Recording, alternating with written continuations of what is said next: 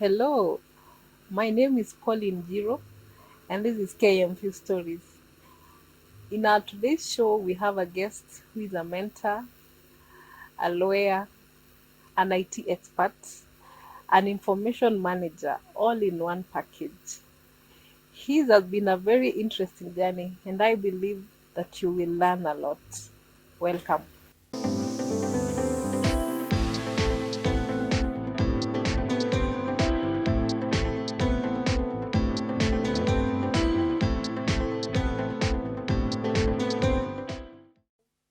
Oh, my name is Richard Otene.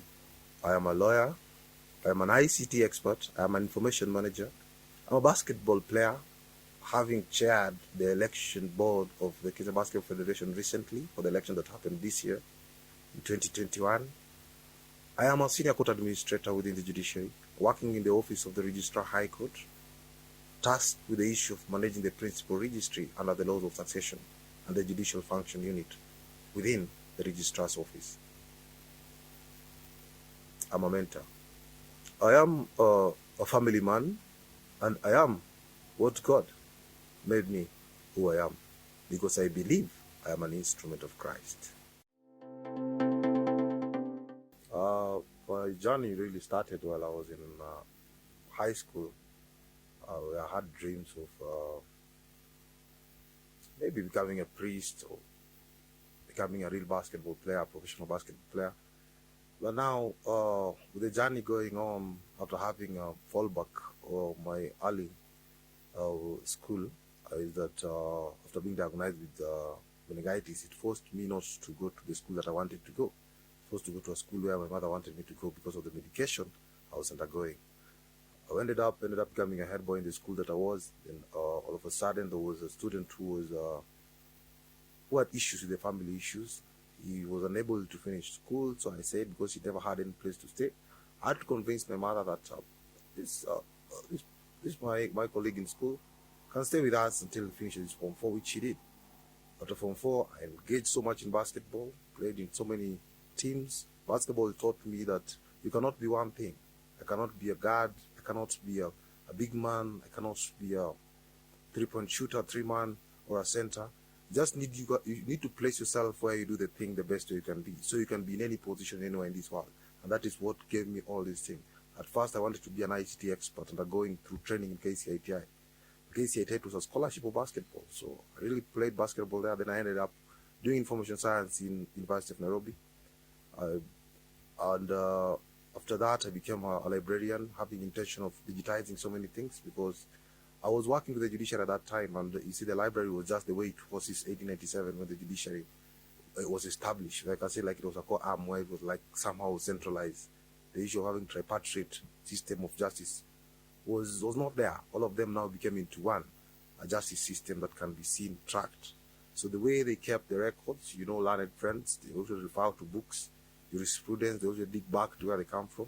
It was need to digitize it to come it clear, because I really have that line that Google can give you so many answers, but a knowledge manager or information manager or librarian can give you the right answer that you want fast and expeditiously. And that pushed me so much to try to digitize this thing. While working with the judiciary, which I'm still doing so, I engaged into coming with an e-library in the Supreme Court, which came after 2010 Constitution, having a new court with a new dream, a paperless court. It was 10 years ago. People never thought something like that could happen, but it came into reality. We came with a Kohan space where we had all the judgments, all the decisions, all the speeches, all the write-ups done by judges of all over the country were being in one center where somebody can just ask and a quick reference, you can get it. At the Supreme Court, it grew, and what I can say is it was a dream, like you can go all over the country. Thank God, 10 years from now, judiciary right now is riding on e-filing, riding on e-payment, on e-deposit or a repository where you can see lawyers can file their papers in their offices. Don't need to walk into a courtroom. You can be in Kisumu and you're filing a document in Mombasa, which can be accepted, and you pay it via mobile money, which was my dream. I can see it coming. It was just something that I wanted the judiciary to have. It has not fully come into place though, because I know Kenyans, the change is not easy. But I can say within the justice system, within the Nairobi region, Nairobi County, it is working, where you can see even virtual. Now even a common man can file a case in a cyber cafe, and we have booths. Basically, one of them is at Milimani, where you can just go and file your document, and the case can be heard. You can even get an order at night because the file goes directly to the judge. Those are my dreams, that you can work anywhere and at least dispense justice to where it is. Uh, while working with the judiciary, it has been a journey where you work with people who are employed as civil servants within the government of Kenya. The only part of the judiciary up to 1995, only judges and magistrates were working for the judiciary. The rest were civil servants. So you can imagine taking a civil servant into the justice system, and you want to change the bureaucratic way of working, in which they work with circulars and seniority, where you cannot do this thing, you cannot be innovative. Those kill that thing. And immediately the independence of judiciary started coming when His Excellency, the late President Daniel Arap Moi, gazetted that judiciary right now, the staff of the judiciary can now be taken as staff, not the civil servants. That brought the aspect of innovation within the justice system. Now they had to focus on how the court records can be handled. They have to focus on the way things can run. And that was a dream that when you look at the history, when you tap it down, most of these records, basically trying to trace a file of 1950, 1960 was an issue. A good example is the file of Dedan Kimathi, which the file went to the appellate court in UK, and the family never believed that that file ever existed. We only had shorthand notes from the transcribers who were in court then in 1950s. So basically, after doing more research, you tend to find this file is in UK. Students are looking at it, and when it was brought back to Kenya, I thank the former Chief Justice William Mutunga, who spearheaded to bring back the file and hand it over to the family, so the family can have true record of what transpired through the proceeding. And we wish that all the files, all the records that exist, can have that nature in it. So basically, the challenge has been the staff working there, because the Judicial Service Commission was not very strong. It was basically the CJ and a few judges then. So by the change of the Judicial Service Commission, we had to bring staff. There was no need of nepotism, where you bring the staff because he is related to you. There was no expertise, because the journey of having legal profession basically started in 1970 when University of Nairobi began to teach law. And we had the first Justice Ojwang and Justice Riaga Omolo being the first judges, coming up the scale up to becoming the Court of Appeal and Supreme Court judges. And you can see the journey of the legal profession. Basically, the paralegal was so dormant. And 1995 to date, come with the new constitution, it brought all the issues and those challenges. Challenges basically were focused on there was no way you could be able to address or change a practice within the justice system. But thank God the new constitution is there. There is the aspect of probation which is within the Article 10, which is the values that we need to embrace while working. And the power belongs to the people of Kenya. You can see it is open through the interview. There is a democratic way of interview. There is the issue of professionalism. With the judiciary right now coming up with the org review, trying to structure the way staff can work, align themselves into it, focus on knowledge management and the aspect of the current Chief Justice on the issue of socialization through access to justice, where we engage each other. You can see a lot of CUC. You can see a lot of innovators coming and telling us what to do. You can see alternative justice being boosted up. Recently, the Chief Justice opened a court.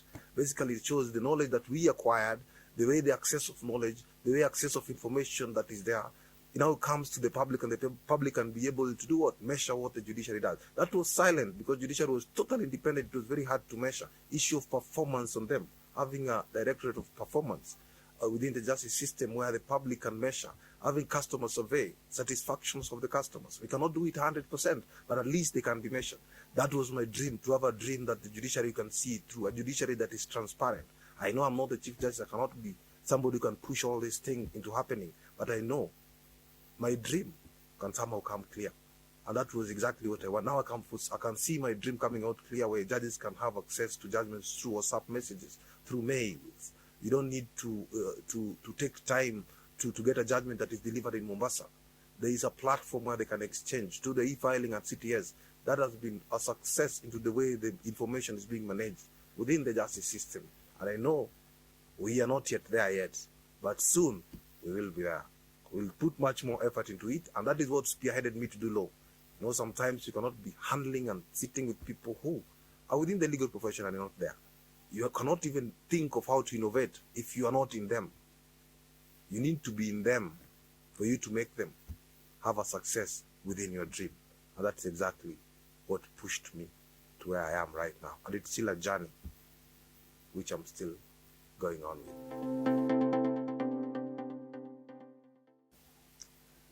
So the background of having a library within the place that I worked was like Judiciary in Kenya was established in 1897 in Mombasa.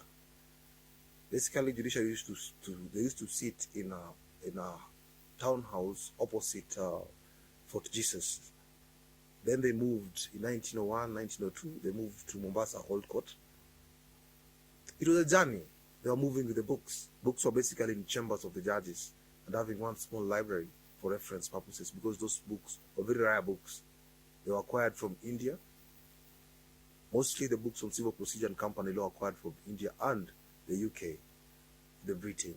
So basically in 1920, Kenya became a colony, and the court moved to Nairobi in Imenti House.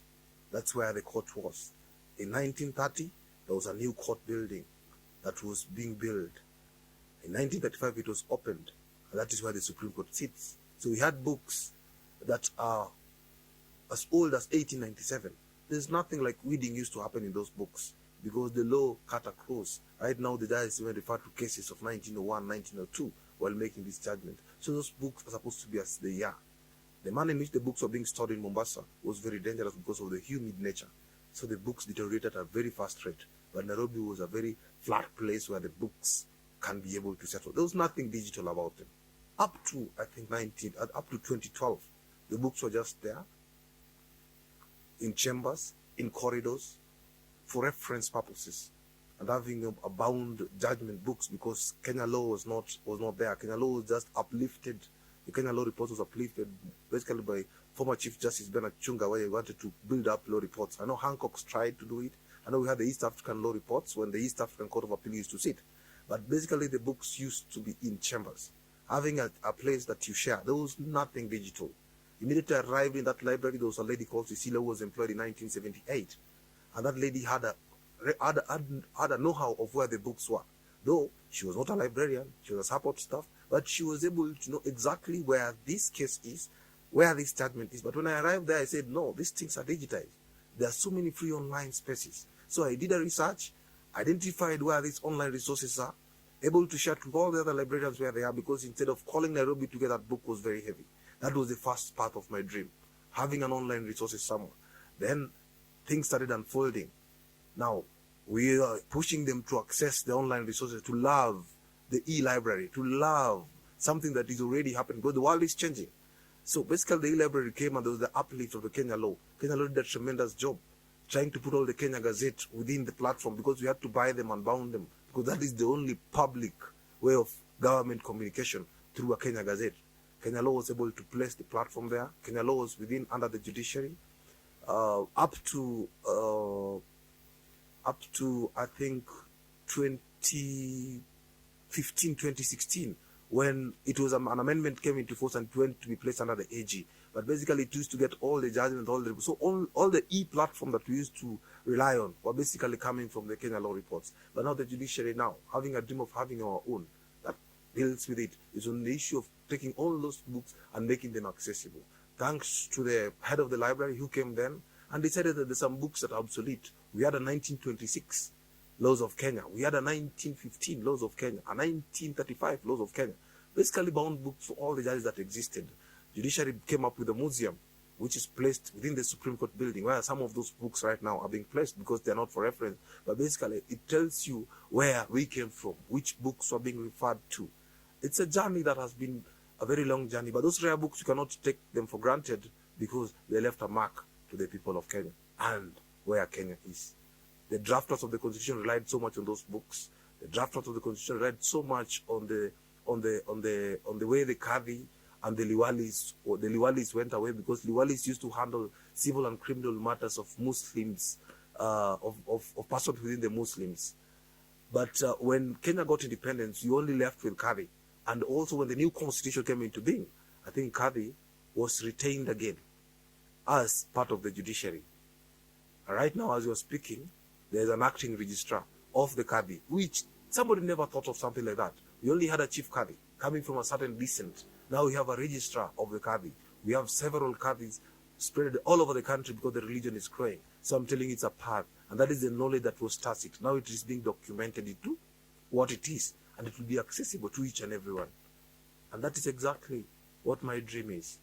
I might not have achieved it fully, but I'll try the best what I can do to achieve and actualize what my dream was, where you can sit and access justice, where you are seated and get the judgment and enjoy, instead of getting a hammer to hit a mosquito bite. Okay, also the challenge is, now you can see it was only the Supreme Court that had the COHA and the DSpace, which is basically open source way of managing the information within the digital platform. In 2012, it was very hard to even encourage the Court of Appeal to use the same, because they said they wanted training. And this was a self-innovation. You know, you cannot train people if you're not empowered. People will not appreciate. I just thank God that at that time, I was the only librarian in the Supreme Court. Being a new court, and it was having a room to give innovation. But immediately I left the Supreme Court, the system went down. Whoever took over from me never appreciated what it is. Right now, they're struggling to get into where we were. But I thank God the judiciary is not away, because the director of ICT then, by the name of Tom Attack, really spearheaded the issue of e-filing and e-records management and e-documentation and having an e-repository. He really spearheaded that, coming with 3 other directors then had the same dream, which little I can say I've really worked with them, which has been so instrumental into coming up with this thing, where they pick up the ideas and push it on. Exactly what transpired in terms of the information. It's very painful to see like the COHA disappeared, because the issue of managing the information was not that easy. It was very hard for you to quantify the value of the legal books and information the institution have. That is it's pain, but that is a reality. But we are not yet down, because it is still a dream. Immediately when the org review came, which is a recent in 2018, having been launched by CJ Emeritus Maraga, it brought the aspect of knowledge management, because we had so many people who had the tacit knowledge that we cannot see. They have experience that when they speak more better than the judges. They had visions. They had the manner in which they handled things that you cannot even quantify it. Even documenting it was not so easy when we tried to come with booklets that we can call them the registry manual, or the High Court Registry Manual, the Magistrate Registry Manual, which basically was part and parcel of the team working. It was very hard to get that knowledge from them, to have the standard operating procedures to come up with it. That was basically the knowledge that I acquired by being a librarian, acquired by trying to come up with a digital, which helped me to even spearhead. And these are the things that are happening now within the justice system. And currently right now, because I work within the principal registry, where basically the principal registry control the estate of the deceased persons. It's a very unique area under the laws of succession, where you issue, it's a Form 30, you issue a letter in form of a form that confirms that there is no other succession or P&A matter that has been filed within the Republic of Kenya. It's centrally being managed in Milimani, but basically it's handled on 146 codes. They have an automated system where people don't upload it and you send it back immediately. It's a real time, and it's a success story too towards it, because now we can able to control and maintain and protect the estate of the deceased. Even if you die, your estate will be protected by the justice system, because the law is there. Now we've been able to automate it, have a digital principal registry, a virtual, where you can also have access of it yourself by accessing it through e-filing. There's a portal written P&A, write the name of the deceased, you know the case number and where the case was filed. This is just a dream that is coming. We've not yet launched it. We're still running on it, but at least 140 courts, we are able to push the access to justice through socialization, where we get a contact of all the court stations, from the Kadhi, Magistrate Court and High Courts, wherever you file your succession matter, be it ad litem, be it limited, be it corrigenda, be it the full grant or the confirmed grant. You can be able to access it there and get it. Basically, that is how you acquire the knowledge of the librarian, how I was, bring it back and use it for access to justice. I believe I'm an instrument of Christ. That's why basically you're being placed some places and you try to achieve it and make it. The dream is not yet over, even though right now it's not within the library, but right now it's protecting the estate of the deceased. I'll be there for some time. I cannot be there forever, but at least I'll leave a legacy, making it more digital, make it more accessible, make it more protective, that you will not fear that the estate of a deceased person is being misquandered. Why? Because there is no system to protect it. Now there is. Telling you, I have so many mentors in my life. My mother is my mentor because my father passed on and she was able to stand with us. Being coming from a western region where wives are being inherited, she stood by us and we are where we are.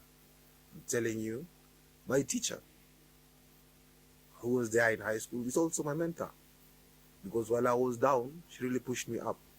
I have judges who are still my mentor. I have Justice Olau, I have William Tunga, former Chief Justice. I have Maraga. I have Martha Koome. Martha Koome also mentored me because when she went to law school, on the first day, she was barefooted, having all the other persons wearing shoes. She had to borrow her shoes. It was a very painful story when I heard her speaking about that. And they say the journey is not easy. Right now, the lady who went to University of Nairobi barefooted is the current Chief Justice of the Republic of Kenya. So dreams are valid. I have Justice Olga Sewe. I have pastors and priests.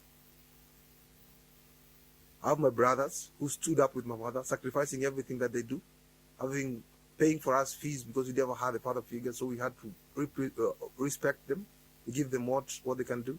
I have neighbors, classmates, friends, even enemies are my mentors because I know God knows why He's there. He can easily push me to where I am. He can tell me I cannot do it, but at the end I'll be able to do what I cannot do. So remember, everybody around me is my mentor because I've picked each and everything to make me who I am from them. So basically you are my mentor to make me know what I am, because I know I really need to tap the source to be resourceful of what I am saying. So in conclusion, I just want to say that the journey that I've had from the time I was diagnosed with meningitis to where I am right now is a journey that is full of knowledge management, because I had to acquire the knowledge from the person who was in school. I had to go to school. I had to acquire the certificate. I had to make it into practice.